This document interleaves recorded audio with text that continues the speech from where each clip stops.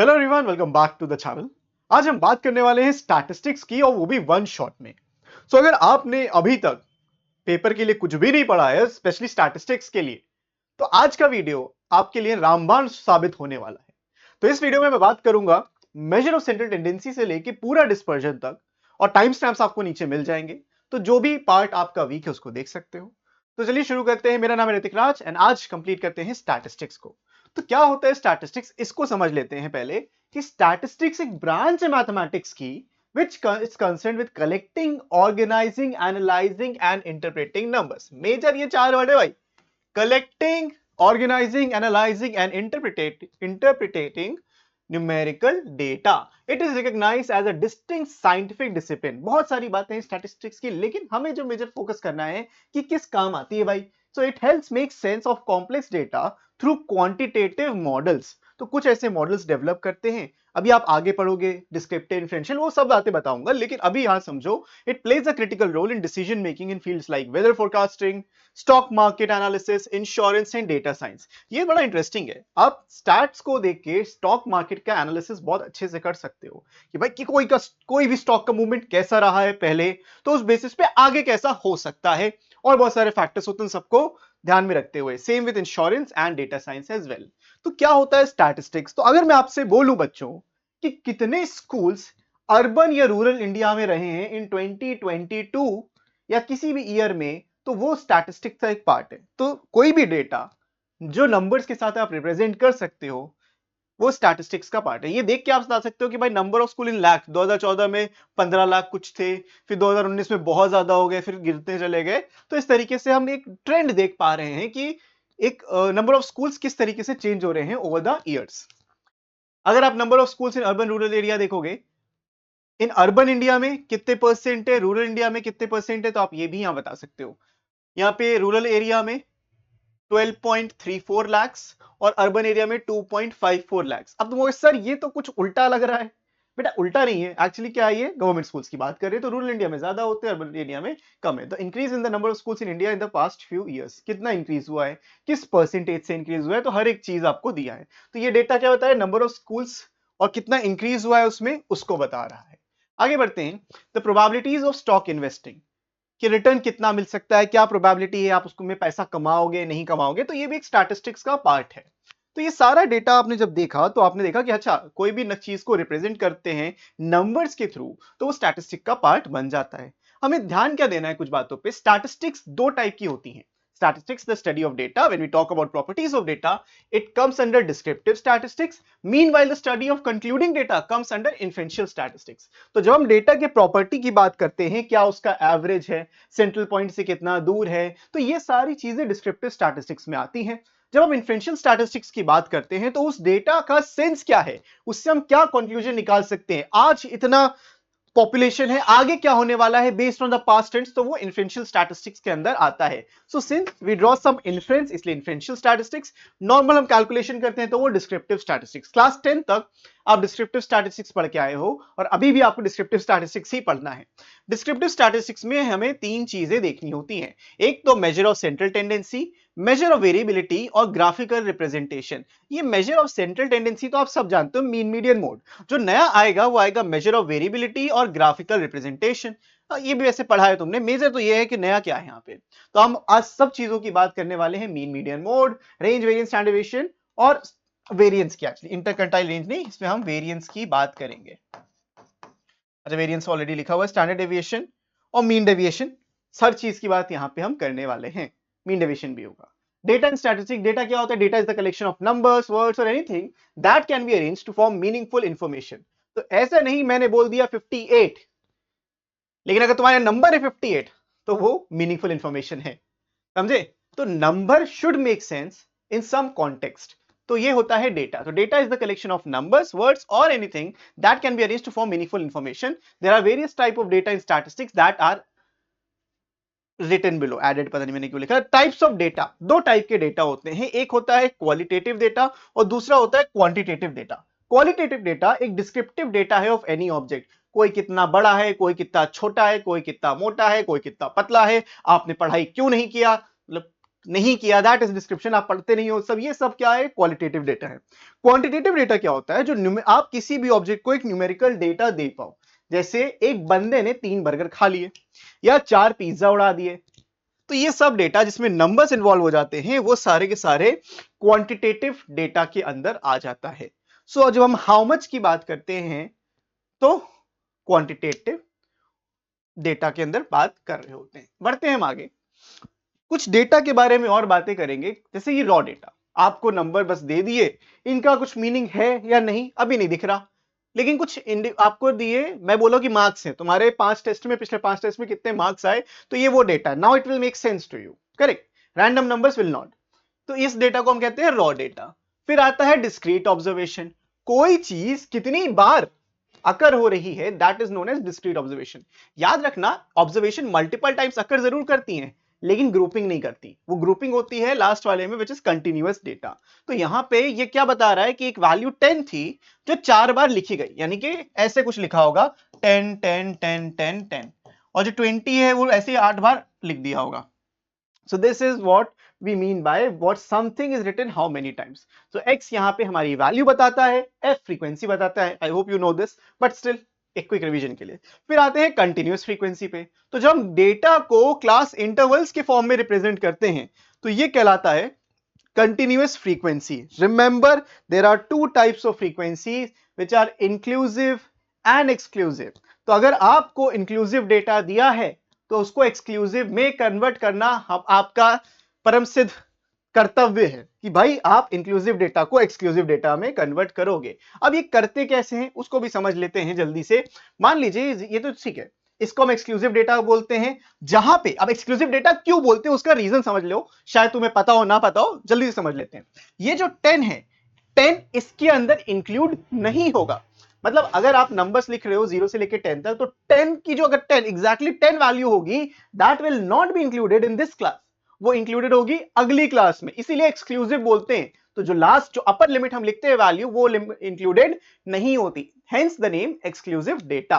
अब अगर inclusive data क्या होता है, यही डेटा कुछ ऐसे लिखा होता है, लेट्स से 0 to 9 और 10 to 19, now this is inclusive data. अब अगर इसमें 9 लिखा है तो 9 वैल्यूज इसके अंदर इंक्लूडेड होंगी, 9 भी लिखोगे तो उसी के अंदर लिखोगे, नीचे तो लिखोगे नहीं। तो this is known as inclusive data and that is known as exclusive class intervals, आप इस तरीके से बोल सकते हो। अब कैसे कन्वर्ट करते हैं, अब जैसे 10 to 19 है तो आप क्या करोगे, आप लोअर लिमिट में 0.5 माइनस करोगे और अपर लिमिट में 0.5 प्लस करोगे।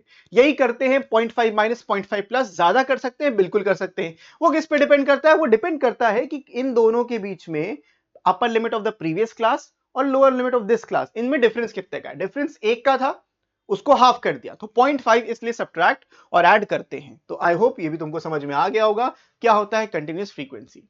अब हम आते हैं डेटा के रिप्रेजेंटेशन पे, डेटा किस तरीके से आप लिख सकते हो। तो अगर मैं बोलूं कि देखो Rohan got 48 marks in economics, 58 marks in accountancy, 68 marks in maths, 78 marks in English and he was failed in BST, बोलने में क्या जा रहा है। तो आपको देखो इकोनॉमिक्स में इतने अच्छे नंबर लेके आया, अकाउंट्स में इतने अच्छे नंबर आए, लेकिन फेल हो गया। तो ये जो आपने बोला मार्क्स लेके आया, इतने मार्क्स लेकर आया, और आपने पूरी एक लाइन में, सेंटेंस में बोला, इसको हम कहते हैं the textual representation. Data is represented in paragraphs और narrative form like a story और official report that the growth of the India in the last quarter is 4.8%, ऐसे बोल दिया। तो that's how you're writing the textual representation। फिर आते हैं इसके merits, too simple to create, easy for anyone to read, कोई भी लेमन भी आएगा देखेगा, अच्छा ये लिखा हुआ है इसका मतलब ये है, प्रोवाइडेड उसको वो लैंग्वेज आनी चाहिए, हिंदी में लिखो या इंग्लिश में। फिर आते हैं demerits, dull and monotonous, very difficult to compare different observation and unsuitable for complex or large data set।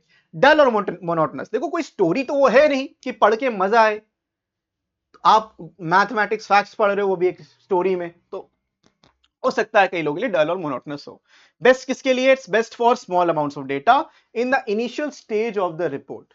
So I hope आपको इन सब चीजों के बारे में पता हो, नहीं पता तो आई होप रिवीजन हो गया अच्छा। फिर आते हैं अगले रिप्रेजेंटेशन पे, इसको हम कहते हैं द टैबुलर रिप्रेजेंटेशन या टैबुलेशन। इन शॉर्ट टेबल बना के डेटा को रिप्रेजेंट करते हैं। अब इसमें जनरली एक टाइम का कंपोनेंट इन्वॉल्व होता है जिसको हम हमेशा एक्स एक्सिस पे लिखते हैं, और एक दूसरी वैल्यू भी इन्वॉल्व हो सकती है जो वाई एक्सिस में होती है, कोई कितना रहा है। तो अब देखो कैसे टेबल का कंपोनेंट बनता है, मतलब उसको अगर हम ग्राफ में कर रहे हो तो। लेकिन इसमें टेबल हमें बहुत सारी चीजें बताती है। एक टाइटल और सीरियल नंबर, ये क्लियरली आइडेंटिफाई करता है कि टेबल किस बारे में है। कि table let's say marks of the students of class 12th है, या टेबल है the amount of money contributed by the students in some drive, मतलब बच्चों के साथ पैसे लूटे गए, बस इतना समझ लो। Caption the upper part describing the columns. तो जब आप टेबल बनाते हो, देखो टेबल आप कुछ इस तरीके से बनाते हो, समथिंग लाइक दिस, कैसे भी बना सकते हो। तो यहाँ पे आप हेडिंग लिखते हो कि ये टेबल क्या बताएगी। यहाँ पे जो लिखते हो इसको हम कैप्शंस कहते हैं। Stub the left part describing the rows. तो यहाँ पे रो वाइज कुछ, जैसे यहाँ पे तुम्हें कुछ लिखना है, let's say class class 10th 11th 12th, तो ये स्टब कहलाता है। यहाँ कॉलम्स हो गया, इसको कैप्शन कहते हैं, इसको हम स्टब कहते हैं। The main area containing the actual number, ये पूरी बॉडी कहलाती है। फुट नोट्स, नीचे अगर आपका कोई नोट्स लिखना हो तो आप वो भी लिख सकते हो फुट नोट्स, आगे मैं एग्जांपल के साथ अभी समझाता हूं। टैबुलेशन बेटर है, ऑब्वियसली बेटर है, इजी कंपैरिजन है उसका, कॉम्प्लेक्सिटी भी हैंडल हो सकता है, मल्टीपल डेटा एक साथ हम बता सकते हैं। बोल सकते हैं भाई क्लास 10th में कुछ गर्ल्स थी, कुछ बॉयज थे, इन्होंने कितने रुपए कंट्रीब्यूट करे हैं। लेट्स से इसने 200 रुपए किए, इसने 300 रुपए किए, इसने 400 रुपए किए, इसने 500 रुपए किए, और इसमें लेट्स से इसमें 1000 रुपए करे गए और इसमें 200 रुपए ही करे गए। तो ये सब आप ऐड कर सकते हो, बता सकते हो, बहुत सिर्फ देख के बता सकते हो कि कौन सी क्लास से किस ग्रुप से कितना अमाउंट कलेक्ट हुआ है। So this is how table helps you. ठीक है, तो it's foundation of analysis. You can not perform statistical analysis और create diagrams without first tabulating the data. So table is the major building block in your journey towards understanding descriptive statistics. बिना table के आपका descriptive statistics incomplete है। ऐसी table आपको देखने को मिल सकती है। तो the status of the workers of royal animal factory, ये क्या है, टाइटल है। फिर आप यहां पे क्या बता रहे हो, ये जो हो गया ये कैप्शन हो गया, दिस इज कैप्शन। इसको हम स्टब कहते हैं, बाय द वे ये स्टब है, तो इसकी वैल्यूज इसके अंदर आ जाती हैं, ये स्टब कहलाता है। और ये आपकी पूरी की पूरी बॉडी हो गई। अब यहाँ पे टी यू एम और एफ और टी का मतलब क्या है, इसी को हम फुटनोट भी कहते हैं। कई बार यहाँ पे सोर्स भी लिखा जा सकता है कि सोर्स कहां से आया, लेट्स से पीआईबी का डेटा है, press information bureau of India का, तो कहीं से भी डेटा यहाँ पे लिया जा सकता है। And this is how table will look like. फिर हम आते हैं डायग्रामेटिक रिप्रेजेंटेशन पे। Very very simple thing to understand, लेकिन समझने वाली बात है क्या है, क्यों उसको यूज करते हैं। और बिना टेबल के आप डायग्रामेटिक रिप्रेजेंटेशन नहीं बना सकते। तो table is a prerequisite to make diagrammatic representation. So this method uses charts, diagrams and pictures to present statistical information. It is designed to be more attractive and easily understood as text table. जो मैंने आपको बताया, aesthetic लगता है भाई। Maths के numbers पढ़ने में तो मजा नहीं है, जो टेबल देखने में मजा है। देखो चार्ट, हम ट्रेडिंग कर रहे हैं, स्टॉक मार्केट की ट्रेडिंग चल रही है, यहाँ पे ये रेड कैंडल बनी, अरे ग्रीन कैंडल, ग्रीन समझ लो, पैसा यहीं पे प्रॉफिट बुक करना है। तो ये देखने में ज्यादा मजा है कि जो टिकर्स है उसको देखने में ज्यादा मजा है। खुद सोचना कभी तो बताना।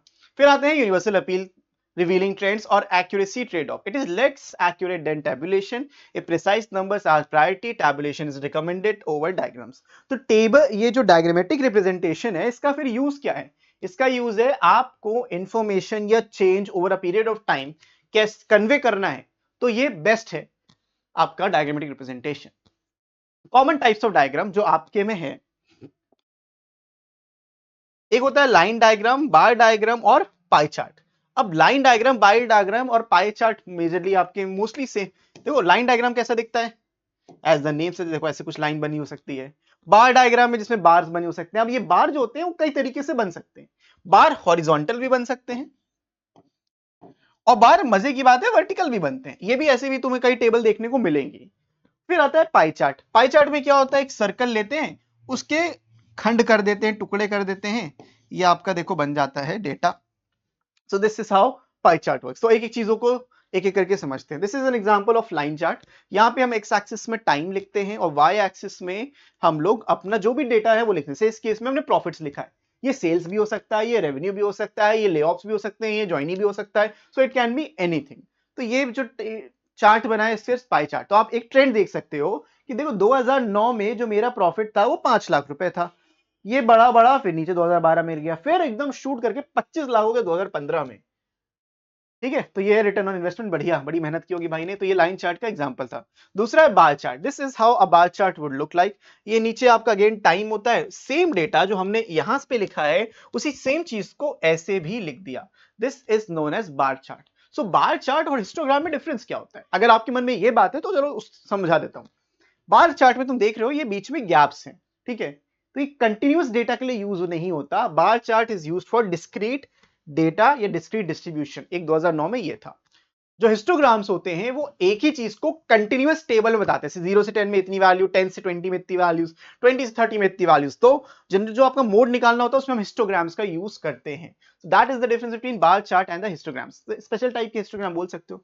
अब लाइन चार्ट के और भी बहुत सारे यूजेस हैं, जैसे यहाँ पे किसी ईयर्स में production of wheat, production in metric ton कितना हुआ है व्हीट का और राइस का, तो आपको ये टेबल दी गई। अब इस टेबल को हमने लाइन चार्ट में उतार दिया, क्योंकि इसके लिए बार चार्ट, हम इसके लिए बार चार्ट भी बना सकते हैं। कैसे बना सकते हैं वो भी समझो।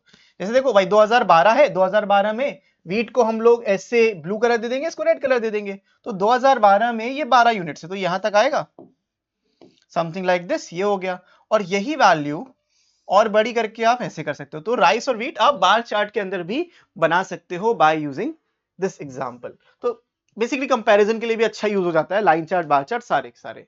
You get the point. तो हम क्यों यूज करते हैं डायग्रामेटिक रिप्रेजेंटेशन का, डेटा को अच्छे से रिप्रेजेंट करने के लिए, दूसरे को एस्थेटिकली प्लीजिंग लगे ना। अब समझो कैसे पाई चार्ट बनता है। पाई चार्ट में आप सोर्स है कि भाई देखो इतने जगह से हमारा रेवेन्यू आ रहा है, तो किससे कितना रेवेन्यू आया वो तो आपने लिख दिया, बट उसका वेटेज अगर आपको दिखाना होगा तो कैसे दिखाओगे, आप एक पाई चार्ट के थ्रू दिखाओगे। अब पाई चार्ट को जो बनाने का तरीका होता है वो बड़ा सिंपल सा होता है। आपके पास सोर्स है, आपके पास रेवेन्यू इन मिलियंस है, रेवेन्यू कुछ भी हो सकता है, प्रॉफिट भी हो सकता है, कितना शेयर ऑफ प्रॉफिट है। तो बार चार्ट बनाने का सिंपल तरीका क्या है, इन सारे रेवेन्यूज को आप ऐड कर दोगे। तो जब आपने ऐड किया आपको मिल गया 540। तो ये 540 इंपॉर्टेंट फिगर क्यों है, क्योंकि 540 सबका टोटल है, और हर एक सोर्स से अपना जो भी रेवेन्यू आया है वो टोटल का कितना है वो आपको बताना है। नहीं समझ में आया? एक एग्जांपल से समझाता हूं तुमको पहले, फिर आगे देखते हैं। यहां पे देख लो, मान लो कि मेरे पास दो ही चीज हैं, मेरे पास प्रॉफिट आया सिर्फ दो सोर्सेस से, एक मेरा सेविंग अकाउंट से और मेरा एक इनकम से। सिर्फ दो जगह से मेरा प्रॉफिट आया। मान लो सेविंग अकाउंट से मेरे को मिला है 25 रुपीज और इनकम मेरी है 75 रुपीज, तो मेरी जो नेट इनकम है वो 100 रुपीज है। अब 100 रुपीज मेरी इनकम है, उसमें सेविंग्स का पार्ट कितना है, कितना है भाई, 1/4, 25। मैं कैसे लिखूंगा इसको, 25/100, ये मेरा 1/4 है। लेकिन अगर मुझे इसको सर्कल के अंदर ट्रांसलेट करना है तो मुझे सर्कल का सेंट्रल एंगल टोटल लिखना होगा 360 डिग्री। तो अब यहां से जब आप सिंप्लीफाई ऐसे करोगे या फिर ऐसे 1/4 सीधा करके करते तो 90 डिग्री आ जाता। तो आपको पता चलेगा कि ऐसे बनाओगे तो दिस इज योर सेविंग्स, मान लो ये आपका सेविंग्स को बताएगा, और जो बच गया ये आपकी इनकम को बताएगा। तो आपके पास जो पैसे आ रहे हैं सेविंग अकाउंट से आए या इनकम से आए, वो इस तरीके से डिस्ट्रीब्यूटेड है। तो that's how pie chart works. तो वही सेम काम हमने यहां पे किया, हमने टोटल ले लिया। अब इस टोटल का जो कस्टम से आया है वो 80 रुपीज आया है ना, सोचो 540 है, 80 रुपीज कस्टम से आया, तो 80/540 इंटू 360 अप्रोक्सीमेटली 53 डिग्री आ गया।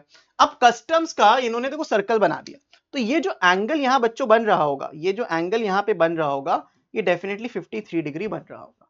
अब सेम चीज देखो अगला क्या है, एक्साइज। एक्साइज 127 डिग्री है, और एक्साइज को हमने लाइन से डिनोट किया, this angle is 127 degree. Now you getting the point. तो इस तरीके से पाई चार्ट का डेवलपमेंट होता है। आपको टोटल निकालना है, फिर सेंट्रल एंगल फाइंड आउट करना है by multiplying every ratio with 360। कितना पोर्शन उसका है टोटल से, उसको 360 डिग्री से मल्टीप्लाई करेंगे, आपको एंगल्स मिल जाएंगे, then you can draw in a circle. फिर आते हैं हम एवरेजेस पे। अब आते हैं मुद्दे पे, मेन मुद्दे पे हम आते हैं। मुद्दा क्या भाई, मेन बात है डिस्क्रिप्टिव स्टैटिस्टिक्स। अब हमारे पास जो सबसे पहली चीज आती है वो आती है एवरेज। एवरेज हमें बचपन से सिखाया गया है, sum of all the numbers divided by the total number of quantities, sum of all quantities divided by total number of quantities. तो एवरेज दो टाइप के होते हैं, we have a mathematical average and we have a positional average. Mathematical average जो मैंने अभी आपको बताया कि सबका एवरेज ले सकते हो, कई तरीके होते हैं, it could be arithmetic mean, geometric mean, और I am sorry for this, it should be harmonic mean. ठीक है, हार्मोनिक नहीं है, हार्मोनिक है, हार्मोनिक मीन, ठीक है। और फिर आते हैं पोजिशनल एवरेज, ये बताता है पोजीशन ऑफ अ नंबर। तो it could B median, quartile and mode. Median का सिंपल सा फंडा है, मिड वैल्यू को, किसी भी चीज को दो इक्वल टुकड़ों में बांट देना, आधे इसके ऊपर आधे इसके नीचे, तो that is what median is. Quartile क्या होता है? चीजों को 1/4 टुकड़ों में बांट देना, दैट इज क्वार्टाइल का काम। मोड क्या होता है? कोई चीज कितनी बार सबसे ज्यादा जो अकर करती है वो मोड कहलाती है। और इन सब चीजों को हमें आज देखना है। मजे की बात, आपके में ना ज्योमेट्रिक मीन है ना harmonic mean, you just have to focus on arithmetic mean, और इसको हम सिर्फ मीन बोल देते हैं इसीलिए। तो मीन, मीडियन एंड मोड, तो एवरेज इसी टाइप के होते हैं। फिर डिस्पर्जन की बात हम बाद में करते हैं। तो जब हम मेजर ऑफ सेंट्रल टेंडेंसी करते हैं, सबसे पहले हम बात करते हैं दी अरिथमेटिक मीन और मीन इन जनरल।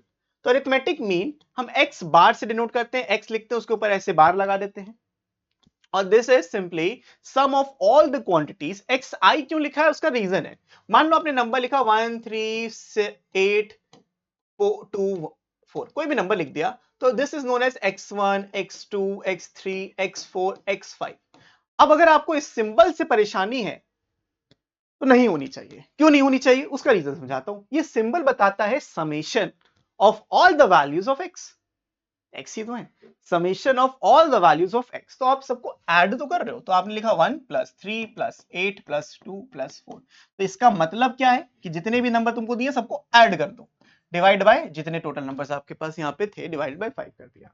तो this is what the arithmetic mean is. फिर आते हैं फ्रीक्वेंसी डेटा पे। अब आपका x बार क्या है, क्यों इसमें f आ गया? क्योंकि यहां पे जो नंबर्स हैं आपके वो मल्टीपल टाइम्स अकर करने लगे। जैसे कि यहां पे 8 था, लेट से 8 ना 10 बार आ गया तो उसकी फ्रीक्वेंसी 10 हो गई। 3 था 5 बार आ गया, उसकी फ्रीक्वेंसी 5 हो गई। तो उस केस में हम लिखते हैं sigma f x, f i x i बोलते हैं just for the positional value, की पहला पोजीशन पे एफ, पहला पोजीशन पे एक्स, मल्टीप्लाई करो divide by the total, sigma f से डिवाइड करते हैं। तो आप एक्स बार को, अगर आपको ये फॉर्मूला अच्छा लगता है ठीक है, मैं तो ऐसे लिखना ज्यादा प्रेफर करता हूं, sigma f x divided by sigma F, it's the same thing. फिर आते हैं मोड पे। मोड क्या है? The observation with the highest frequency. कोई चीज जो सबसे ज्यादा बार अकर करती है उसको हम मोड कहते हैं, मोर ऑन दिस लेटर। फिर मीडियन क्या होता है? अगर हम डेटा को असेंडिंग या डिसेंडिंग ऑर्डर में अरेंज करते हैं और उसको दो इक्वल टुकड़ों में बांटना चाहते हैं तो वो मीडियन के अंडर आता है। अब दो तरीके से बात हो सकती है, अगर आपके पास ऑड नंबर ऑफ ऑब्जर्वेशंस हैं, ऑड मतलब कि जैसे ये था, तो आपका जो मीडियन होगा, सबसे पहले इसको हम अरेंज करेंगे। जैसे मैंने अरेंज किया 1 1 2 3 4 एंड 8, तो ये नंबर जो एकदम बीचों बीच होगा यही आपका मीडियन होगा। समझे? यही मीडियन है, कुछ और नहीं करना। n + 1/2, n 5 था, 5 + 1 6 डिवाइड बाय 2 3, तो this is the third observation. वो 3 है इसलिए 3 नहीं है, इसको थोड़ा चेंज कर दो वरना तुम 3 में कंफ्यूज होगे। लेट्स डू दिस एज 8, इसको हम 8 लिख देते हैं, तो ये थोड़ा डेटा चेंज हो जाएगा। Data will be 1 2 4 8 and 8, still doesn't matter. Median क्या होगा? Third observation, this is the third observation, तो answer will be 4 for the median. इसका मोड क्या होगा? 8, जो चीज सबसे ज्यादा बार आ रही है वो मोड कहलाती है। अब आते हैं हम लोग, अगर ये इवन हुआ तो क्या होगा? मान लो ये सेम डेटा लेते हैं 1 2 4 8 8 और 10, एक नंबर मैंने बढ़ा दिया, तो इसका मोड क्या होगा? अब मैं ना 4 ले सकता हूं ना मैं 8 ले सकता हूं। क्यों नहीं ले सकता? क्योंकि बीच में कोई वैल्यू ही नहीं है।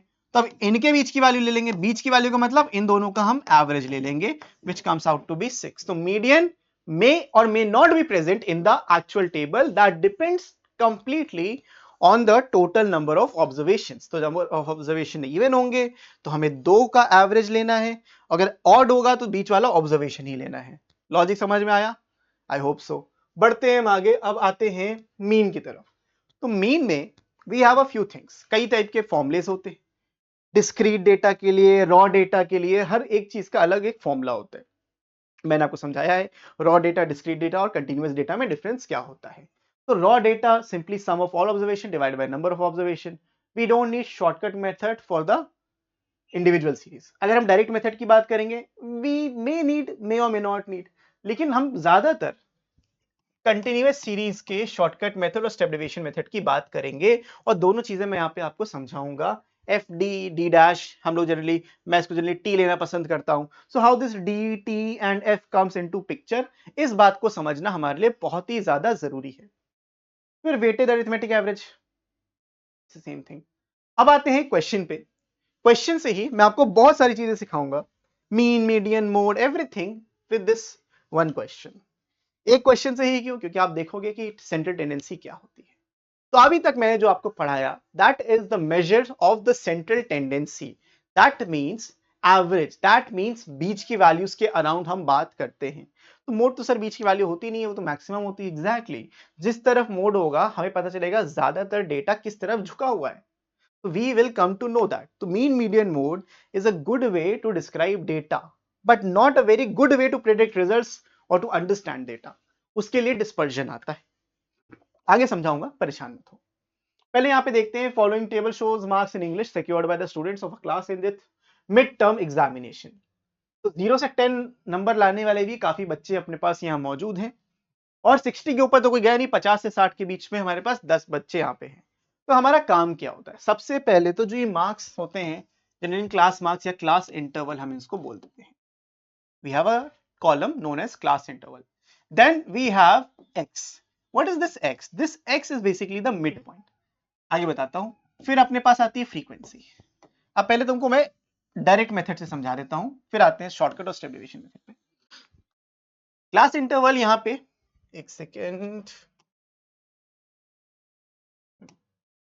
क्लास इंटरवल शुरुआत 0 से होगी,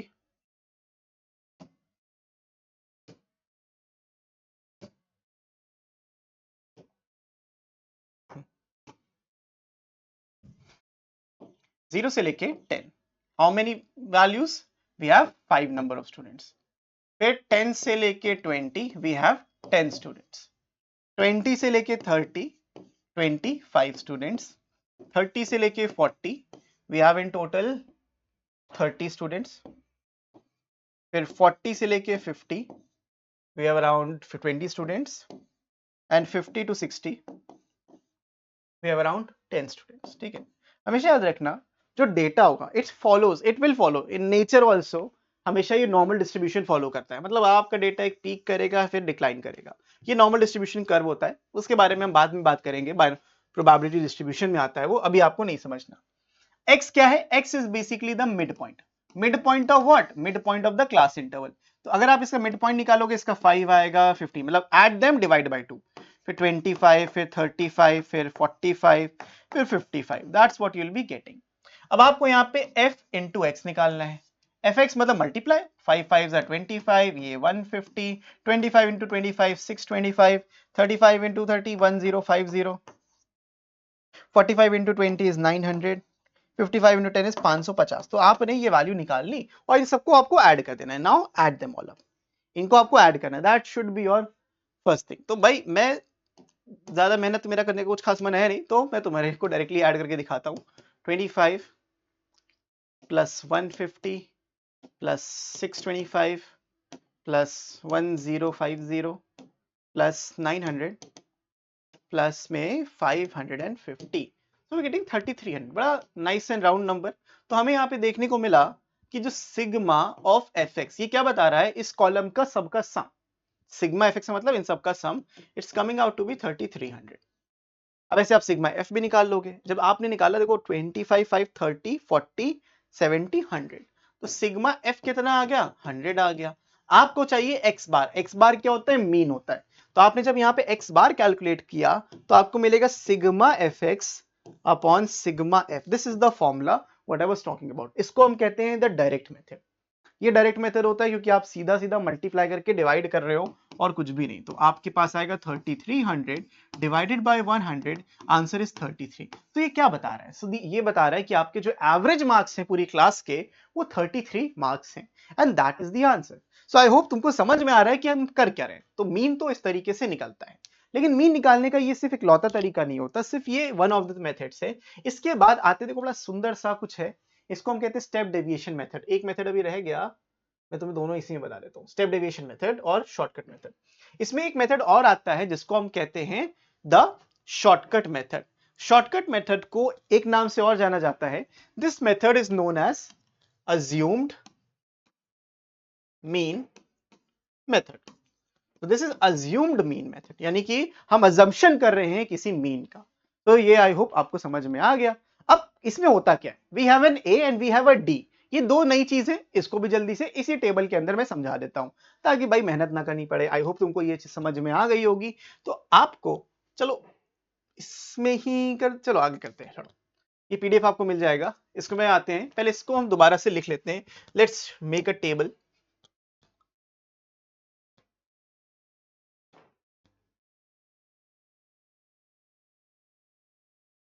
एक टेबल बना लेते हैं आपके लिए, CI XFD FD। ठीक है, we have how many values, 1 2 3 4 5 6 values. ठीक है, सो एक टेबल हमने यहाँ पे ऐसे बना ली है।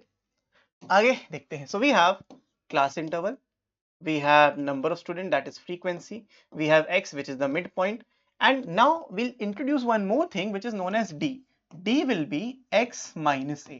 इस पे हम आते हैं, don't worry about it, and then we need to find fd। बस इतना, ठीक है, हमने fd निकाल दी। फिक्स डिपॉजिट है आपका, ये समझ में आ जाएगा। क्लास इंटरवल 0 से लेके 10, 10 से लेके 20, 20 से लेके 30, 30 से लेके 40, 40 से लेके 50 एंड 50 से लेके 60। इनकी फ्रीक्वेंसी है 5, 10, 25, 30, 20 एंड अगेन 10। ये फ्रीक्वेंसी है। हमें पता है यहाँ पे सिग्मा एफ 100 था, we have calculated in the previous part. X क्या है, इनका mid point, so we have 5, 15, 25, 35 and 45 and then we have 55। तो ये वैल्यूज बहुत ज्यादा बड़ी होने लगती हैं, नंबर्स बड़े वियर्ड से हो जाते हैं। सो हम क्या करते हैं, वी अज्यूम समथिंग। हम अज्यूम कर लेते हैं कि मेरा मीन जो है वो यही है, भले ना हो हमें फर्क नहीं पड़ता। सो लेट्स अज्यूम बीच है कोई नंबर, आप इसमें से कोई भी नंबर को अज्यूम मीन ले सकते हो, बट जनरली हम बीच के नंबर को लेते हैं। तुम 30 को भी ले सकते हो, इट्स कंप्लीटली फाइन। हमने इसको a ले लिया, we have assumed a to be, इस क्वेश्चन में हमने अज्यूम कर दिया a to be 35, and it can be any number, it can be number from the table, it can be number from without the table, it should be a middle number, बीच का number होना चाहिए generally. यहाँ पे 6 quantities थी तो मैंने 35 को लेना प्रेफर किया। अब आपको करना क्या है, आपको करना है d equals to x minus a. तो ये आपकी x की वैल्यूज है, ये आपकी a की वैल्यू है। सिंपली मींस कि आपको 5 में 35 माइनस करोगे तो माइनस का 30 मिल जाएगा। रिमेंबर सब्ट्रैक्शन सही करना, it should B 5 minus 35, not the other way around.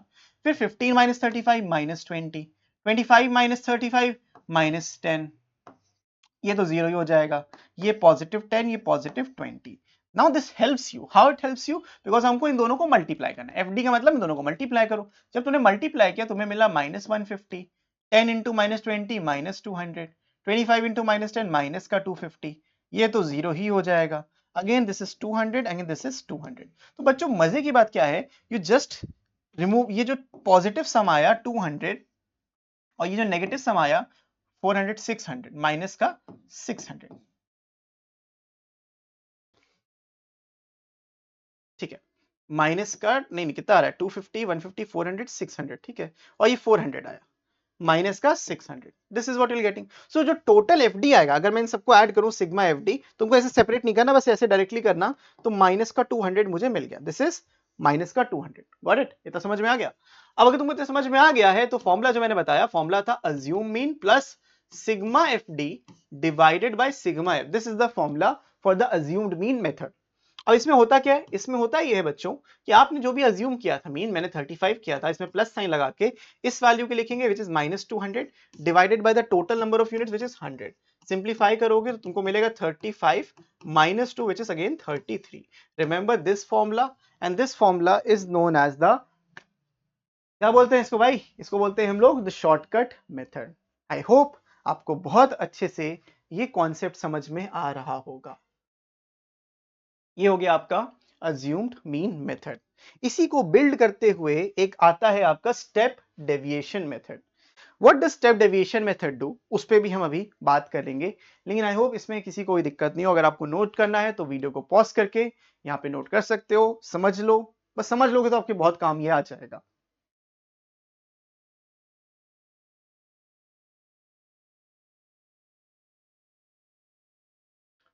Okay, so building on to this, अब हमें समझना है कि नई चीज which is assumed mean method. Now we have to understand the assumed mean method. We need to find D as well. इसमें भी हमको डी निकालना पड़ेगा. बट अज्यूम मीन मेथड क्या, वो क्या होता है, स्टेप डेविएशन मेथड, उसको समझना है. It is known as sigma F U upon N. N is basically sigma F into h. h is the class range. ये range होती है. This is a very important concept. Choose a central x value, assume mean. h क्या है, class size है, upper limit minus lower limit. ui, यहाँ पे ui मुझे ये पर्सनली नहीं पसंद, तो I will write as t. t क्या होगा, it is x minus a divided by h. That's it. x minus a divided by h. तो हमने क्या किया था, अभी हमने d निकाला था, तो d यहाँ पे भी निकाल लेंगे, कोई ऐसी दिक्कत नहीं है. So we have this table. एक हम इसमें बढ़ा देंगे and then इसके अंदर मैं t निकालूंगा. What will be t? It will be d upon h. You can write c. It's completely fine. जो तुम्हें अच्छा लगे वो लिख सकते हो. हमने h लिख लिया. h is the class range. तो यहाँ पे जनरली 10 है, तो h इसके इस क्वेश्चन में h कितना आएगा, h will be 10. तो इससे क्या होगा, आपने जो भी d निकाला है उसको आप 10 से डिवाइड करोगे, तो दिस बिकम्स -3, -2, -1, 0, 1 एंड 2. अब instead of writing F D you need to find F T. और नंबर छोटे हो जाएंगे, so it will give -15, -20, -25. हमें सिर्फ फ्रीक्वेंसी को अब टी से मल्टीप्लाई करना है. -25, 30 into 0 is again 0, 20 into 1 is just 20, 10 into 2 is just 20. तो बच्चों यहाँ पे क्या आ जाएगा, यहाँ पे सिग्मा एफ टी आ जाएगा. We just add them all up. तो जब इनको आप ऐड करोगे, when you add them up, तुम्हें कितना मिलेगा, तुम्हें मिलेगा, देखो ये 60 हो गया, ये 40 हो गया, माइनस का 20 आ गया. तो तुम चाहे जो स्टेप करो, आपका आंसर सेम आना है. Write the formula x bar is equals to a plus sigma F T. तुमको सर ये तो एकदम वैसे ही है जैसे हम अज्यूम मीन कर रहे थे, बिल्कुल बस t आ गया है, और अगर t आया है तो h मल्टीप्लाई होगा. तो तुमने देखा हमने क्या किया, अगर हमने अपनी कॉलम से a को सब्ट्रैक्ट किया है, यहाँ a ऐड हुआ. अगर हमने h को डिवाइड किया है, यहाँ पे h मल्टीप्लाई हुआ. तो कितना बेहतरीन तरीके से काम चल रहा है. तो अगर आप ये समझ लोगे तो आपको रटने की भी कोई भी जरूरत नहीं पड़ेगी. खैर, यहां से we will find a to be 35 plus sigma ft is coming out to be -20 divided by 100 into h was 10. तो तुम देखोगे इनिशियली बात घूम के वहीं आ जाएगी. It just simplifies the multiplication part for you. तो मेरा सजेशन ये रहेगा कि इस मेथड को, या शॉर्टकट मेथड यानी कि अज्यूम मीन मेथड का यूज करना. यहां से 0 0 0 कैंसिल, 35 - 2 इज 33. आपका हर एक तरीके से आंसर जो आया है वो सीधा सीधा 33 आया है, चाहे आपने डायरेक्ट मेथड यूज किया हो, आपने स्टेप डेविएशन मेथड यूज किया हो, या आपने शॉर्टकट मेथड यूज किया हो. तीनों मेथड को मैंने आपको यहाँ पे अच्छे से एक्सप्लेन कर दिया है. This method is the step deviation method.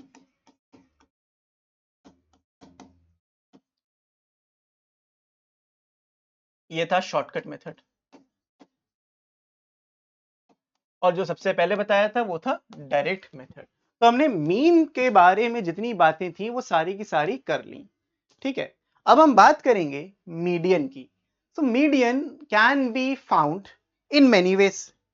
आपके एग्जाम में जनरली ग्राफ से नहीं पूछा जाता, अब तो फॉर्मूले से पूछा जाता है. सारे कॉम्पिटिटिव एग्जाम में भी फॉर्मूले से ही पूछा जाता है, लेकिन ग्राफ बनाना आपको आना चाहिए. क्या होता है मीडियन, अगर आपको ग्राफिकली फाइंड करना है तो हम ओजाइव्स का यूज करते हैं.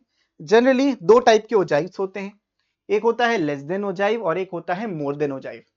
ठीक है, इन दोनों ओजाइव्स का यूज करते हैं. जो इनके इंटरसेक्शन पे वैल्यूज आती हैं वो हमारा आंसर हो जाता है.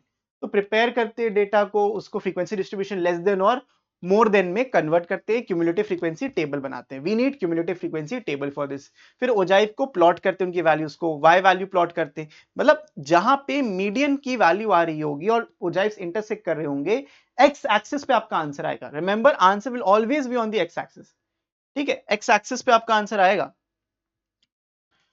तो इसको एग्जांपल समझते हैं. मान लीजिए आपको ये दिया है क्वेश्चन, वेजेस इन रुपीज, 0 से 10 20 लोगों का वेज है, उसके बाद 10 से 20 35 लोगों का वेज है, फिर 20 से 30 50 लोगों का वेज है. तो ये वेजेस इस तरीके से डिस्ट्रीब्यूटेड है. अब आपको बताना है कि इसमें मीडियन क्या है यूजिंग द ग्राफिकल मेथड. तो ग्राफिक मेथड क्या है, ओजाइव बनाने का मेथड होगा. ऑलवेज रिमेंबर, मीन हम ग्राफिक मेथड से फाइंड नहीं कर सकते, लेकिन अगर मीडियन को हमें ग्राफिक मेथड से फाइंड करना है, सो वी मेक ओजाइव्स. एंड अगर हमें मोड को ग्राफिक मेथड से फाइंड करना है तो वी मेक हिस्टोग्राम. तो ये दो डिफरेंस है. कभी अगर एमसीक्यू में पूछ लिया तो आप बता पाओगे कि देखो हम मीडियन के लिए ओजाइव का यूज करते हैं, मोड के लिए हम हिस्टोग्राम का यूज करते हैं. यहां पे हमने बना लिया एक लेस देन ओजाइव और एक मोर देन ओजाइव। तो लेस देन ओजाइव में क्या भाई, लेस देन 10, 10 से कम कितने वर्कर है, 20 वर्कर है, ठीक है। लेस देन 20, 20 से कम में कितने वर्कर है, इसको आप ऐसे भी लिखते होगे कि हाँ क्यूमुलेटिव फ्रीक्वेंसी लिख दी 0 से 10, 10 से 20, ठीक है, एक ही बात है। तो आपने क्या किया, 20 से नीचे कितने थे, 10 से 20 में 35 थे, लेकिन 0 से 10 में 20 भी तो थे, तो टोटल 20 से नीचे कितने, 55। And this is how you go on adding the next line. तो लेस देन ओजाइव बनाना वाज वेरी इजी, और हमेशा चेक करना जो ये नंबर है ये 166 इधर आ रहा है तो इधर भी वही नंबर रिफ्लेक्ट करेगा। अब हम आएंगे इस पे मोर देन ओजाइव पे। तो मोर देन 0 कितने होंगे, सारे के सारे मोर देन 0 के अंदर ही तो आएंगे। तो इसको काउंट कैसे करना है वो समझो। मोर देन 0 में we have everything after this plus this number, correct. तो आप इसको ऐसे सोचो, मोर देन 0 में is everything, total frequency is more than 0। तो आप डायरेक्टली कैसे लिखोगे, हमने लिख दिया 166। तो ऐसे इन्होंने बहुत थोड़ा सा वियर्ड चीज दिया हुआ है। मोर देन 10 में तो 10 के बाद सब कुछ ऐड करना है, इससे अच्छा 160 से आप 20 को माइनस कर दो तो आपको 146 मिल जाएगा। फिर 146 में से आप 35 को माइनस करोगे तो आपको 111 मिल जाएगा। तो ये मोर देन ओजाइव का फॉर्मेशन आपका हो जाएगा। और जैसे ही आपने ओजाइव ये वैल्यूज बना दी, इसको आपको एक ग्राफ पे प्लॉट करना होगा। ग्राफ कुछ ऐसा दिखेगा, मैं आपको ग्राफ बना के दिखा देता हूं। ग्राफ आपका कुछ ऐसा दिखेगा।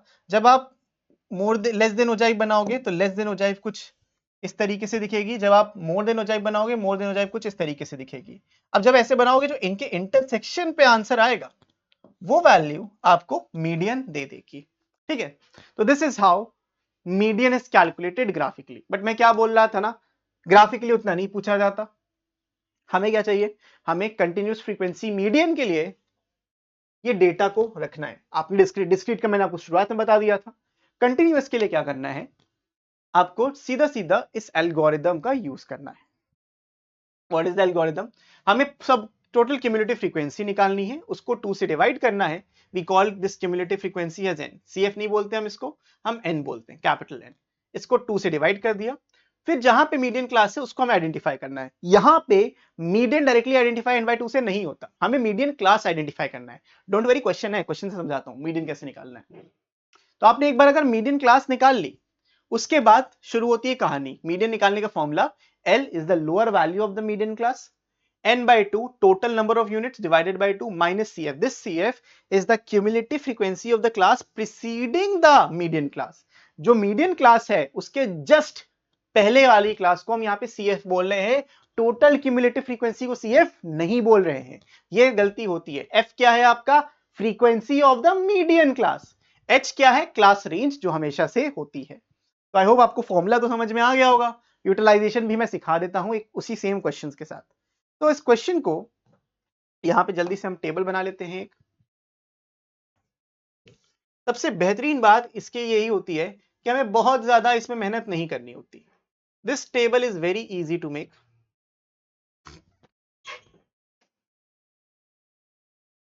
ठीक है, how to make this table, you just write the class interval, you write the middle value भी नहीं लिखनी, इसमें हमें फ्रीक्वेंसी निकालनी है और क्यूमुलेटिव फ्रीक्वेंसी निकालनी है, बस हो गया। हमें एक्स भी नहीं निकालना है इसमें। और बताओ क्या चाहिए तुमको जिंदगी में। फिर 0 से लेके 10, 10 से लेके 20, 20 से लेके 30, 30 से 40, 40 से 50, 50 से 60। अब फ्रीक्वेंसी लिख लो भाई, 5, 10, 25, 30, 20 and 10। We need cumulative frequency, मतलब यहां तक क्या चल रहा है, 5, 5 और 10 15, 15 और 25 40, 40 और 30 70, 70 20 90, 90 और 10 100, तो 100 मिल जाएगा। ये आपका टोटल जो आया ये कैपिटल N कहलाएगा। This is N, total frequency sum of everything is also N। ठीक है, खैर मिल गया। अब N अगर 100 है तो N/2 कितना होगा, N/2 इज 50। वेयर विल 50 लाई, 50 ये जो CF होता है ये टोटल नंबर ऑफ यूनिट्स हैं, X की कितनी वैल्यूज एग्जिस्ट करती है ये बता रहे हैं।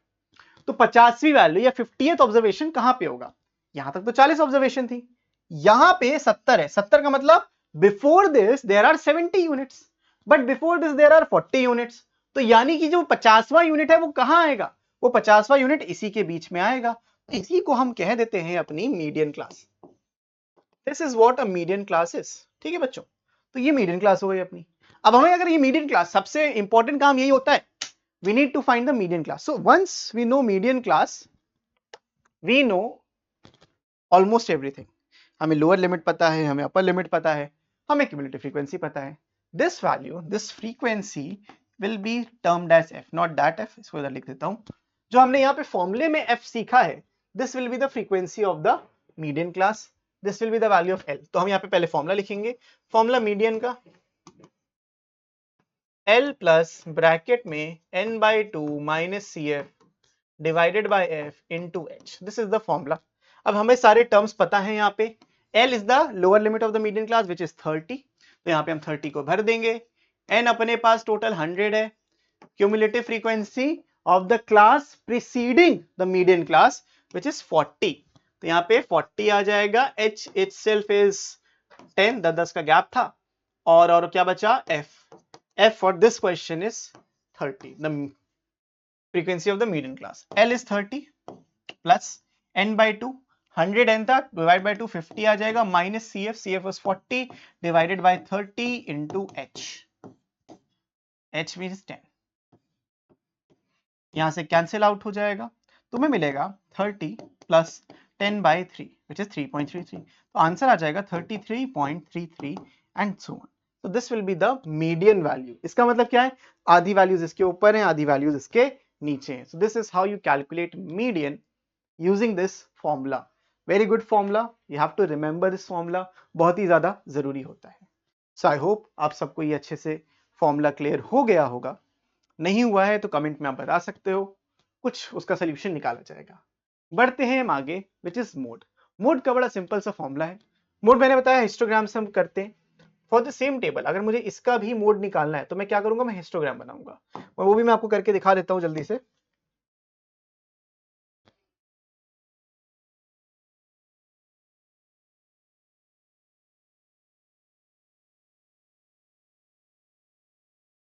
सो यहां पे इसकी बात कर लेते हैं. तो आपको हिस्टोग्राम बनाना होता है. ऐसे हिस्टोग्राम बनाओगे जो रेंजेस होंगी, जो वैल्यूज गिवन होंगी आपके लिए. This is for the same thing. हाँ, सेम के लिए है. तो ऐसा आपको हिस्टोग्राम बनाना है. जो मैक्सिमम जिसकी फ्रीक्वेंसी होगी, तो आपको उसका एक टॉप पकड़ना है. ऐसे एक टॉप पकड़ना है और दूसरी तरफ लेके आना है. टॉप पकड़ के दूसरे हिस्टोग्राम तक लेके आना है.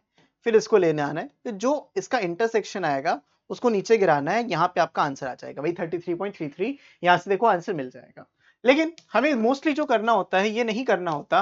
We have to do it using this. The mode is the value that occurs with the maximum frequency in a set of observations, and when that set of observation is for the group data या continuous group data तो problem होती है. and for that problem we have this formula.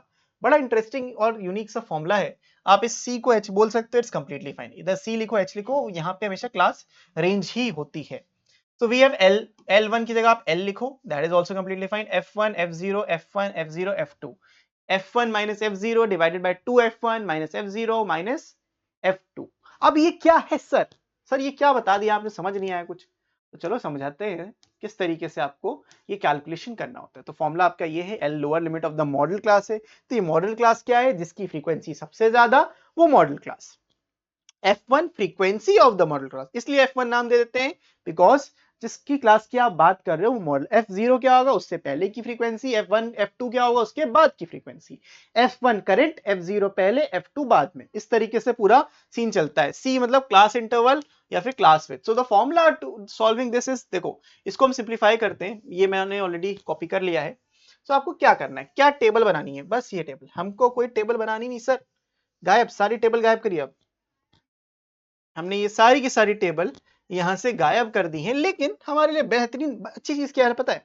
हमारे लिए अच्छी चीज बच्चों ये है कि एक सेकेंड. हाँ, so we don't need any more columns. Whatever given to you is the आपका पूरा वही डेटा है.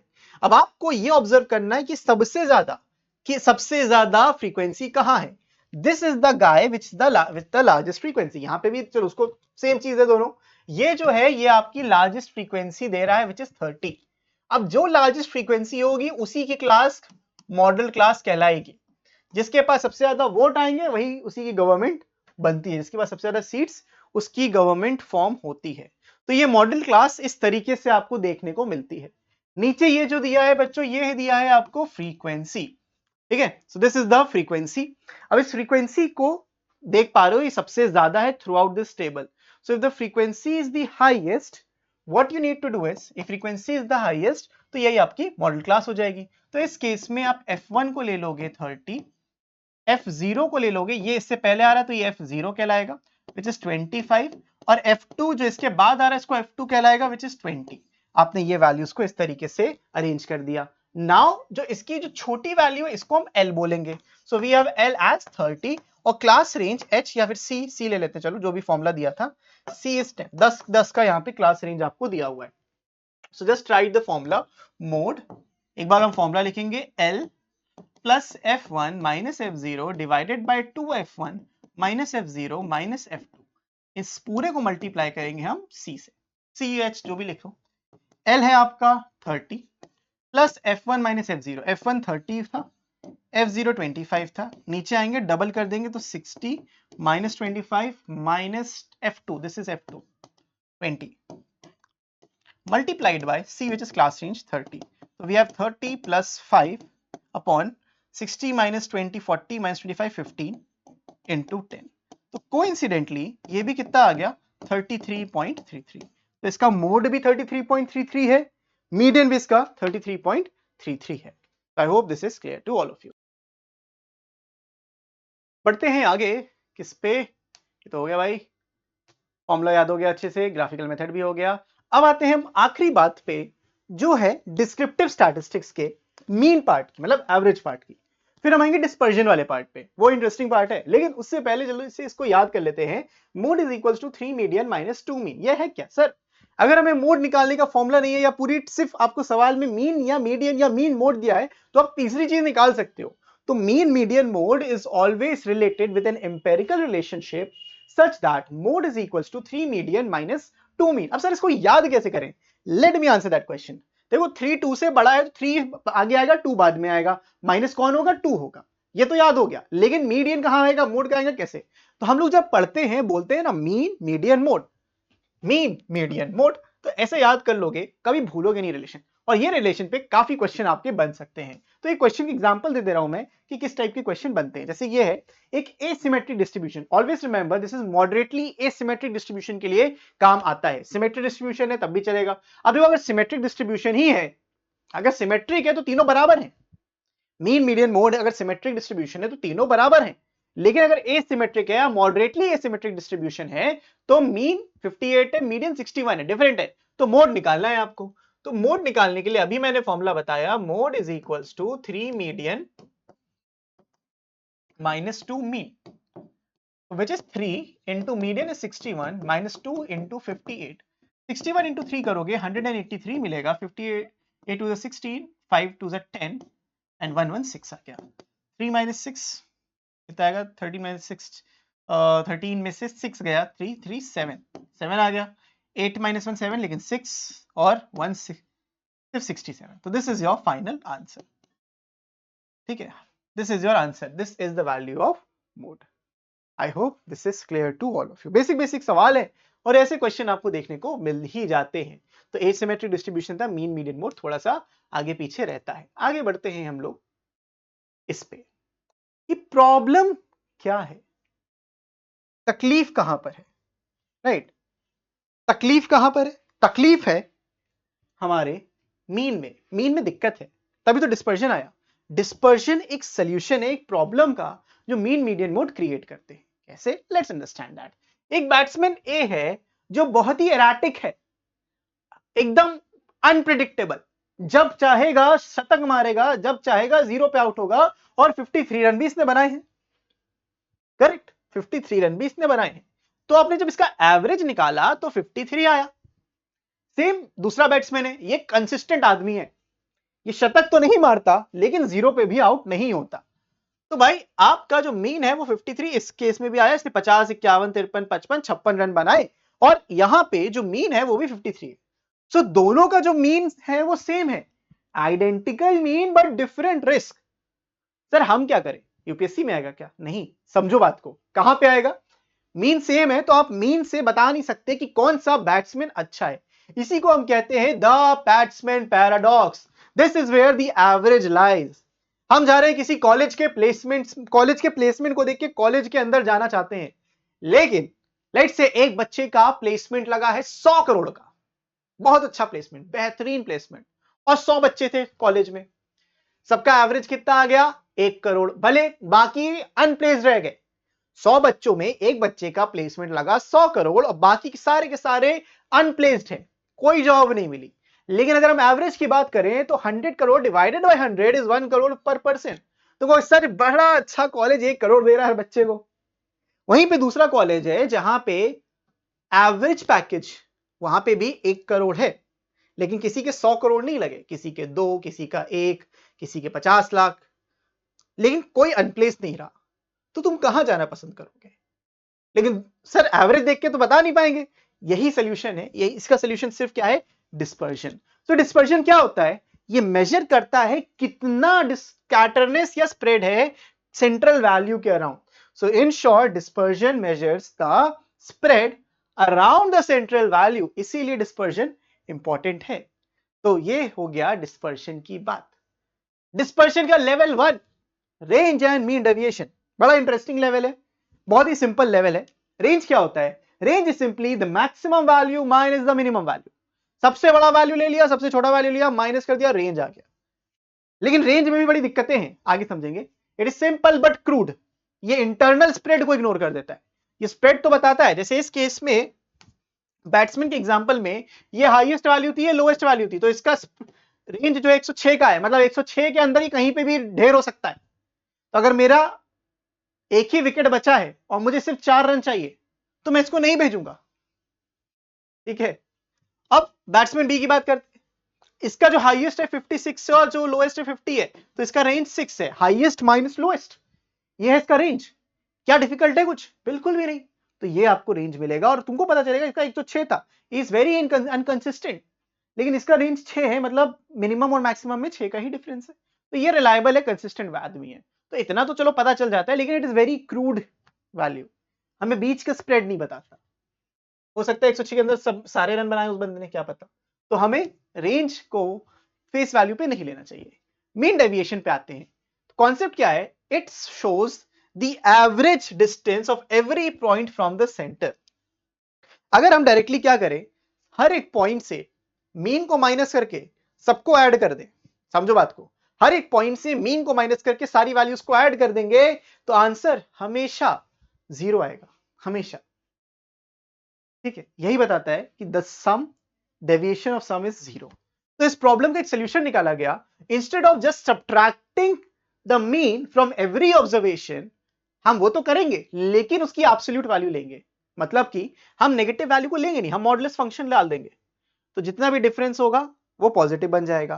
तो जो जनरल लॉजिक फॉर्मूला बन गया भाई, वो बन गया mean deviation is equals to sigma of x minus the central value divided by the total number of observations. तो बहुत ही सिंपल सा मीन डेविएशन का फॉर्मूला होता है। This is better than range but still has some flaws, इसमें भी flaws है, लेकिन रेंज से तो भाई बेटर है। मीन डेविएशन के कुछ फॉर्मुलेज हैं जो भी मैंने बताया, सेंट्रल हर एक ऑब्जर्वेशन से सेंट्रल वैल्यू को माइनस करके टोटल नंबर ऑफ ऑब्जर्वेशन से डिवाइड करेंगे। इसका तरीका क्या है, पहले मीन करेंगे, फिर माइनस करेंगे, फिर एब्सोल्यूट वैल्यू, फिर एवरेज ले लेंगे उसका, बात खत्म।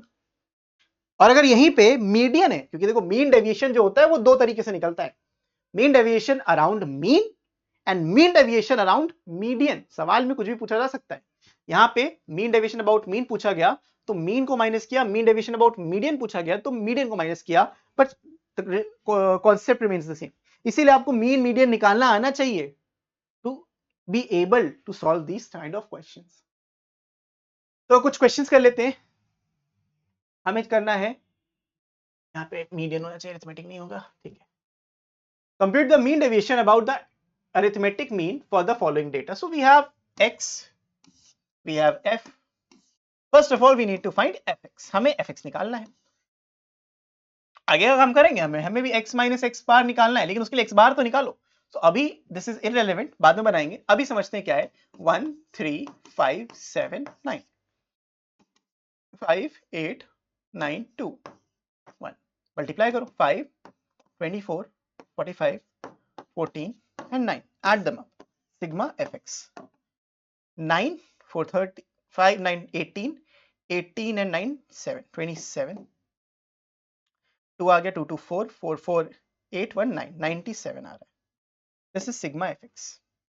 अगर मैंने कुछ गलती नहीं करी है तो 1 into 5 3 into 8 24 5 9 is 45 7 2 is 14 9 into 1 is this. ठीक है, सही है, completely fine. 9 9 9 7 27 12 4 8 91. ठीक है, 97 आ रहा है. इसको हम देख लेते कितना आ रहा है. 10 10 25. मैंने कुछ यहाँ पे मुझे लग रहा है, पर ठीक है, 25 4 पॉइंट समथिंग आ रहा है.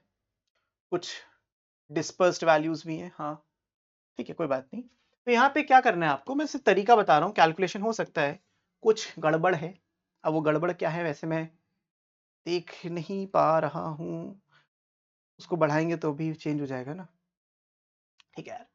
तो आपको मिल जाएगा x bar is sigma fx upon sigma f. तो 97 upon 25 it's coming around 3.9 something ऐसे कुछ मिल जाएगा. और नहीं हो रहा एग्जैक्टली 3.9 के अराउंड है. तो आपको क्या करना है, x माइनस एक्स बार करके, तो 1 माइनस 3.9 2.9. आपको एब्सोल्यूट वैल्यू लेनी है. 3 माइनस 3.9 0.9, 5 माइनस 3.9 1.1, ये 3.1, ये 5.1. अब इससे क्या करना है, फ्रीक्वेंसी को मल्टीप्लाई करो x माइनस एक्स बार. तो ये दोनों मल्टीप्लाई करके यहाँ जो भी वैल्यूज आएंगी इनको ऐड करना, ये मिल जाएगा आपको. Sigma of this sum will be called sigma of f times x minus x bar. ठीक है, this is the value you'll be getting. आपको चाहिए mean deviation about mean. तो it is sigma f of mod के अंदर x minus x bar. Now you understand ना क्या है x minus x bar. बस इतना समझना था. सोल्यूशन कुछ भी है, आपकी बुक में जो क्वेश्चंस दिए होंगे वो प्रॉपर क्वेश्चंस होंगे. मतलब एक राउंड फिगर आंसर आ रहा होगा. बट नहीं भी आ रहा है तो डरना नहीं है, कैलकुलेटर तो अलाउड है यार. कैलकुलेटर का सदुपयोग करो. सेम इधर है, इसमें आपको मीडियन निकालना है. मीडियन निकालने का फॉर्मूला वही n/2 वाला यूज कर लेना. लेट्स अंडरस्टैंड मीडियन कैसे निकलेगा. x f c f. Median के लिए we need to find the cumulative frequency. तो जब क्यूमुलेटिव यहाँ पे 1 3 5 7 9 5 8 9 2 1 5 13 22 24 एंड 25. सो जो n है आपका 25, इसका आधा 25 प्लस 1 13th फ्रीक्वेंसी पे. तो यहाँ पे 13th फ्रीक्वेंसी तो एग्जैक्टली यहीं पे आ रही है. So this will be your median. Answer will B 3. Median आपका 3 आ जाएगा. अब जैसे मीडियन 3 आया, मैंने ऐसे कैसे निकाला, median is equals to n plus 1 by 2th observation, which is 25 plus 1 26 by 2th observation. और था ना, तो 13th observation. Where is 13th observation? Here is the 13th observation, which is 3. तो इसके x वैल्यू आपको लेनी है, which is 3. तो मीडियन आपका 3 आ जाएगा. तो since you get the median as 3, अब आपको क्या करना है, आपको x minus m निकालना है. x minus m निकालेंगे और मॉड लेंगे. मतलब 1 minus 3 minus 2 होता है, लेकिन हम पॉजिटिव लेंगे. 3 minus 3 is 0, 5 minus 3 is again 2, 7 minus 3 7 minus 3 is again 4, and 9 minus 3 ठीक है, 9 minus 3 is 6. तो कुछ इस तरीके की वैल्यू आपको मिलेगी. Multiplied with f, f x minus m. 5 2s are 10, 0, 9 2s are 18, 2 4s are 8, 1 into 6 is 6. इनको ऐड करेंगे, 18 8 26 6 32 42. तो 42 आपका सम आ गया, divided by the number of units is 25. आपको मीन डेविएशन अबाउट मीडियन भी मिल जाएगा. सो this is how you will solve these two questions. ठीक है, तो ये आपके दो फॉर्मुलेज थे, इंपॉर्टेंट फॉर्मुलेज थे. दैट बस remember it, very very important. Continuous के लिए भी सेम का यूज होता है. डिस्क्रीट और कंटिन्यूअस के लिए जो फॉर्मुलेज होते हैं वो most of the formulas are same. तो इन फॉर्मुलेज को आपको सॉल्व करना है. Let's solve this question as well. अब देखो, इस क्वेश्चन का सोल्यूशन में ऑलरेडी बना के लाया, बिकॉज बहुत टाइम लगता है. तो टाइम देखो, अमाउंट डिपॉजिटेड यहाँ पे 10 से लेके 45 लाख तक का आपको दिया था. नंबर ऑफ ब्रांचेस फ्रीक्वेंसी थी. तो ये दोनों क्वेश्चन दिए थे. अब हमें मिड पॉइंट निकालना है। 10 और 15 का मिड पॉइंट 12.5 हो गया, 15-20 का मिड पॉइंट 17.5, तो आपको यहाँ मिल गया। अब इनको मल्टीप्लाई करा, fx आया, इनका सम आया, जब डिवाइड करेंगे 26.3, ये मीन आया। मीन्स निकालने के बाद आपको इस नंबर से, x वाले नंबर से मीन को माइनस करके यहाँ लिखना था, आपकी वैल्यूज आ जाएंगी, और इन जो वैल्यूज आएंगी इसको मल्टीप्लाई करना था वापस से f से, तो ये नंबर आके टोटल आ गया। जब टोटल आ गया, just divided by this, you'll get 6.448 और 6.45 लाख एज द आंसर। तो इस बार एक इस टेबल को रेफर कर लेना, ठीक है। So I hope this is clear to all of you. तो इस तरीके से इस क्वेश्चन को अप्रोच करना। अगर ये मीन अबाउट द मीडियन भी निकालना होगा, तो मीडियन के लिए आपको मीडियन का फॉर्मूला यूज करना था, दिख रहा होगा। मीडियन का फॉर्मूला यूज करके मीडियन निकाला, 25.5 आया। हर एक एक्स वैल्यू से माइनस करना है, हर एक एक्स वैल्यू से 25 को माइनस किया और मॉड ले लिया। मॉड लेके इन सब का फिर जो आंसर आया उसको फ्रीक्वेंसी से मल्टीप्लाई किया, you'll get the numbers, add them up, divided by the number of units which is 50, and you'll get the final answer। तो आपको इस तरीके से अप्रोच करना है इन क्वेश्चंस के अंदर। तो आई होप दिस इज क्लियर। बहुत ही छोटी छोटी चीजें हैं, क्लियर हो गया होगा। बढ़ते हैं हम इस पे dispersion level 2 which is variance and standard deviation. ये रॉ डेटा का भी है और डिस्क्रीट और कंटिन्यूअस डेटा का भी पूछा जा सकता है। बात कर लेते हैं वेरिएंस और स्टैंडर्ड डेविएशन की। तो the arithmetic mean of all the square deviations from the mean is known as the variance, ठीक है। अब बच्चों बात डिफरेंस क्या है, जो आपका मीन डेविएशन था उसको क्यों नहीं यहां पे यूज करना ज्यादा बेटर है, क्यों वेरिएंस और standard deviation is better then the mean deviation? उसका सिंपल सा लॉजिक है कि भाई उसमें काफी लिमिटेशंस हैं और ये एक ज्यादा अच्छा आइडिया आपको देता है, इवन वेरिएंस से अच्छा आइडिया देता है स्टैंडर्ड डेविएशन। ये प्रॉपर वे में आपको बताता है कि जो भी डेटा है, जो भी डेटा पॉइंट्स हैं, वो एवरेज से एग्जैक्टली कितना डेविएटेड है, hence the name standard deviation.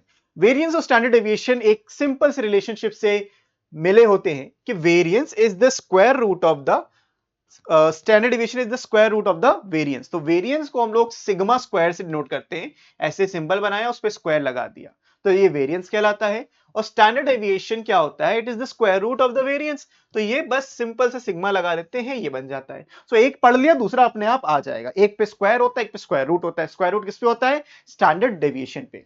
तो ये क्या बताता है, हर डेटा पॉइंट से मीन को माइनस कर रहे हैं, जो हम मीडियन में उसमें मीन डेविएशन में भी कर रहे थे और मॉड ले रहे थे, but instead of taking the mod हम उनका स्क्वायर करके ऐड कर दे रहे हैं और टोटल नंबर से डिवाइड कर दे रहे हैं, तो ये आपको मिल जाएगा द वेरिएंस। और ये इसी वैल्यू पे अगर आप स्क्वायर रूट लगा देते हो तो स्टैंडर्ड डेविएशन बन जाता है। लेकिन ये फॉर्मुलेस जो है हमेशा जरूरी नहीं आपको यही फॉर्मूले यूज करने, और भी इसके बहुत सारे फॉर्मुलेस होते हैं, बहुत सारे वेरिएशंस होते हैं। तो वेरिएशंस को आपको समझना है, तो उन वेरिएशंस को जल्दी से यहां पे हम समझ लेते हैं। वेरिएंस एंड स्टैंडर्ड डेविएशन, जैसे मैंने बताया एक्चुअल मीन मेथड, ये मेजर जो मेथड है, ये मेथड यूज होता है। लेकिन we also have the assumed mean method. तो यहां पे आप देख रहे हो ये किसके लिए है, रॉ डेटा के लिए आपको दिया गया है। आपको अगर कंटिन्यूअस डेटा दिया होगा तो क्या करना है, उसका एक अलग है, बस क्या होता है भाई, फ्रीक्वेंसी मल्टीप्लाई होती है और कुछ भी नहीं होता।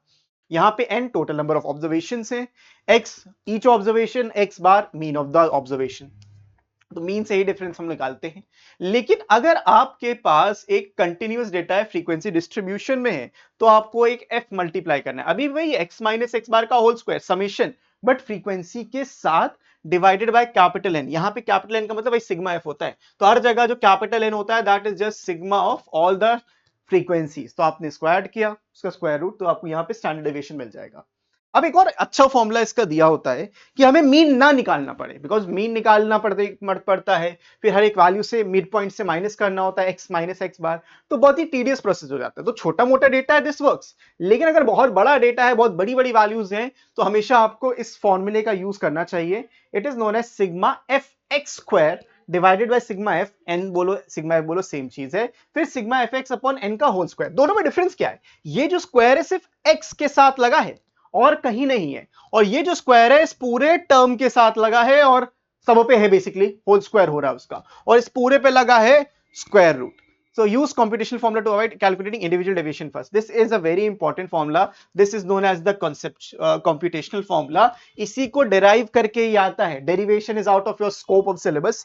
तो हम उस पर अभी डिटेल में नहीं जाएंगे। It should be supposed to be one shot. तो one shot में आप इसको समझ सकते हो। एक एग्जांपल से समझाता हूं। मान लीजिए आपके पास ये डिस्क्रीट डेटा दिया, इसको डिस्क्रीट हम डेटा देते हैं, डिस्क्रीट पे आपको फ्रीक्वेंसी भी दी होती है। अब आपको सारी एक्स की वैल्यूज लिख देनी है, इनकी फ्रीक्वेंसी लिख दी, ये हमने यहाँ पे कंप्लीट कर लिख दिया। सो अब क्या करना है, डेविएशन। डेविएशन क्यों ले रहे हैं, it's a formula F d square वाला, कैलकुलेशन आसान। तो हमने अज्यूम कर लिया ये मेरा मीन है, ठीक है, अजम्पशन है मीन का, तो डी निकालेंगे, ये a is equals to 7, x minus 7, तो वैल्यूज निकल गई। अब d निकालने के बाद आपने d का स्क्वायर कर दिया। Now we need two things, अगर हम d का स्क्वायर ना करते तो x स्क्वायर करते।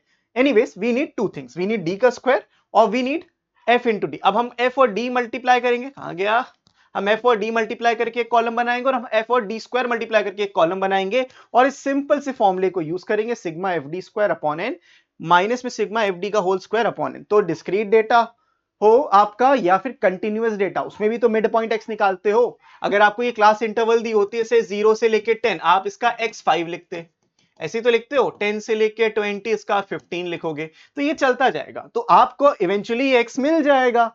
समझ रहे हो, फ्रीक्वेंसी तो क्वेश्चन में दी होती है। तो this is how you should approach these kind of questions. Example मैंने यहाँ पे ऑलरेडी लिख के दिया है, बिकॉज आपके सामने कैलकुलेट करके कोई पॉइंट नहीं है, आपको समझाना कि फॉर्मुलेस में वैल्यूज कैसे रखना है, वो मेजर पॉइंट है। So I hope you get it कि कौन सा फॉर्मूला कहां पे यूज करना है। अब एक एग्जांपल देखो, जैसे ये क्वेश्चन है मार्क्स नंबर ऑफ स्टूडेंट्स, तो हम क्या करेंगे, हम सबसे पहले इसमें एक x का कॉलम बना लेंगे। तो आपने एक x का कॉलम बना लिया, let's make it like this. इसको फटाफट बढ़िया सा बना लेते हैं, सिर्फ समझा रहा हूं अभी, just for the simplification purposes. तो यहां पे 0 से 2 का मिड पॉइंट 1 हो जाएगा, ये 3 हो जाएगा, ये 5 हो जाएगा, ये 7 हो जाएगा, 9 हो जाएगा। अब आपको क्या करना है, ये फ्रीक्वेंसी दी हुई है, so what you need to do, just find x square ना। अगर हमको d नहीं निकालना तब भी कोई जरूरत नहीं, हम सीधा x स्क्वायर निकालेंगे। x स्क्वायर से क्या होगा, ये हो जाएगा 1 9 25 49 और 81, एक ये वैल्यू मिल गई। Now you need to find fx and you need to find fx square, that is the difference between these two। f को x से मल्टीप्लाई किया ये नंबर मिल जाएगा, f को x स्क्वायर से मल्टीप्लाई किया ये नंबर मिलेगा। फॉर्मूला क्या कह रहा था, स्टैंडर्ड डेविएशन का square root of sigma f x square, that means whatever comes here goes there. ये है भाई सिग्मा एफ एक्स का स्क्वायर, ये आएगा डिवाइडेड बाय n, n मतलब सिग्मा एफ, n बोलो सिग्मा एफ बोलो सेम चीज है। फिर sigma f x upon sigma f का होल स्क्वायर, टेक्निकली हम यहां पे मीन को माइनस कर रहे हैं, ये मीन है, मीन का होल स्क्वायर हम माइनस कर रहे हैं, दैट्स इट। तो ये फॉर्मूला इस तरीके से वर्क करता है, जिसका सोल्यूशन भी होगा, हाँ है। तो मैंने आपको नॉर्मल तरीके से बता दिया और ये स्टेप डेविएशन से यहां पे किया हुआ है। तो स्टेप डेविएशन को अपनी आदत में डालो, कोई क्वेश्चन लिख के नहीं आता, अगर आता है तो स्टेप डेविएशन ही लिख के आएगा, तो ये नहीं बोलेगा डायरेक्ट मेथड से करो। तो स्टेप डेविएशन आया डायरेक्ट आया, आपको दोनों चीजें पता होनी चाहिए। सिग्मा एफ डी स्क्वायर आ गया, सिग्मा एफ डी आ गया, सिग्मा एफ आ गया, हमें बस इन 3 चीजों की जरूरत है, we are good to go, अपना आंसर आ जाएगा। फिर आते हैं हम इस पे कुछ इंपॉर्टेंट प्रॉपर्टीज पे, ठीक है।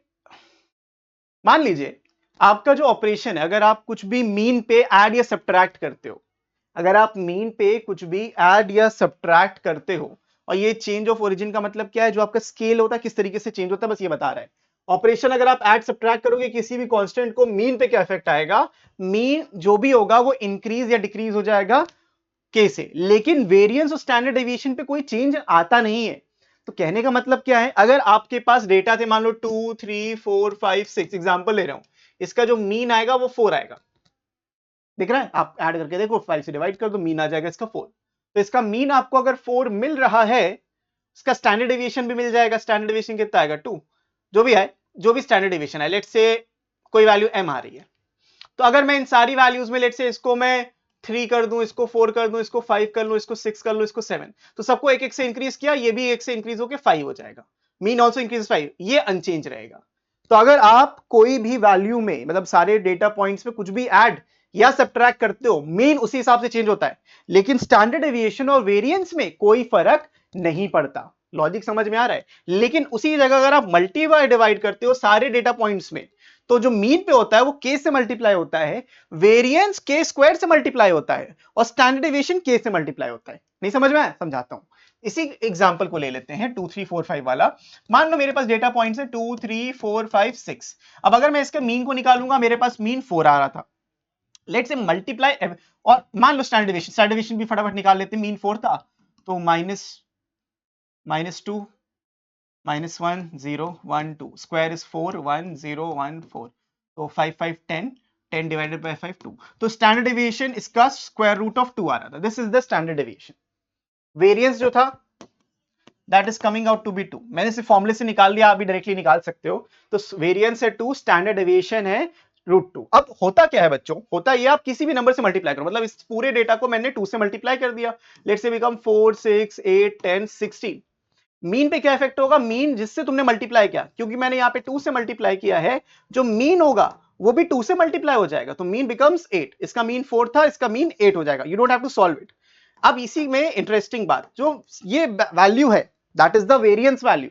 वेरिएंस पे क्या फर्क पड़ेगा, variance will be multiplied by k square. So instead of variance 2 आपका जो वेरिएंस आएगा वो 8 आ जाएगा, विच इज 12।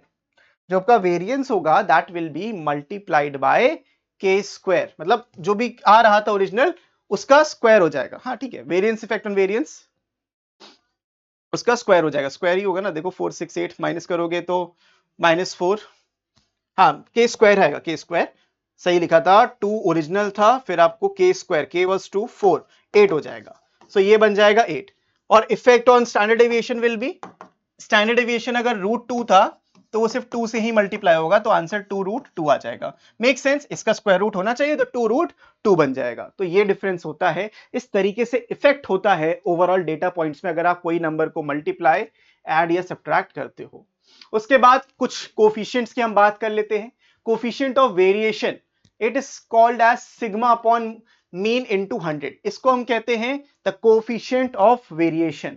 इसका क्या यूज होता है, ऐसे याद कर सकते हो, इसका जो यूज होता है, it's use for comparing variability of 2 series. तो अगर आपको 2 डिफरेंट सीरीज दी हुई हैं तो कितना ज्यादा उसमें वेरिएबिलिटी है, जैसे मैंने एग्जांपल दिया था आपको कल वीडियो के स्टार्टिंग में बैट्समैन का, तो एक बहुत ही ज्यादा एफिशिएंट था, एक बहुत ही कम एफिशिएंट था, तो उस हिसाब से हम डायरेक्टली नहीं बता सकते। तो आप क्या निकालोगे, उस बंदे का स्टैंडर्ड डेविएशन, उस बंदे का mean. So standard deviation about mean into 100 तुमको कोफिशिएंट ऑफ वेरिएशन देता है। It is used for comparing variability of 2 series और 2 और मोर सीरीज। ठीक है, तो लोअर सीवी होगा तो मोर कंसिस्टेंट, जितना छोटा ये नंबर है उतना कंसिस्टेंट वो बंदा है, जितना छोटा ये नंबर उतना कंसिस्टेंट वो बंदा। हमने देखा था ना, सिर्फ मीन से हम जज नहीं कर सकते, सिर्फ स्टैंडर्ड डेविएशन से भी हम जज नहीं कर सकते। तो बेटर क्या है, तो बेटर है सीवी निकालना, इन दोनों का रेशियो निकालना। So this should be the answer. अब समझो, क्या आपको याद रखना है, रेंज क्या है, रेंज है क्विक है, लेकिन एस्टिमेट बड़ा क्रूड सा होता है। मीन डेविएशन जो होता है ये आपको एब्सोल्यूट डिफरेंस देता है। स्टैंडर्ड डेविएशन एक एल्जेब्रिक स्टैंडर्ड है, और स्टेप डेविएशन सिर्फ एक कैलकुलेशन टूल है। स्टेप डेविएशन कोई कैलकुलेशन करने का सिर्फ एक तरीका है, चीजों को आसान कर देता है, हमें कैलकुलेशन इजी करने का तरीका है सिर्फ स्टेप डेविएशन, आंसर निकालने का तरीका नहीं है कि भाई ये आंसर है। जैसे आप मीन निकालो, it's not something like mean, but mean can be calculated using the step deviation method. तो स्टेप डेविएशन एक मेथड है, it's a tool kit, it's calculation tool. ठीक है, तो ये बातें हमने कर ली, और इन्हीं बातों के साथ हमने फाइनली अपना स्टैटिस्टिक्स का पार्ट 1 कंप्लीट कर लिया है। अब हम पार्ट 2 की बात करेंगे नेक्स्ट वीडियो में, और उसमें बहुत सारी चीजें हमें अभी सीखना बाकी है। इंडेक्स नंबर्स वगैरह हम उसी में डिस्कस करने वाले हैं, तो stay connected, stay tuned for that video as well. मैं मिलता हूं आपसे नेक्स्ट वीडियो में, तब तक के लिए keep practising, keep learning, take care and bye bye.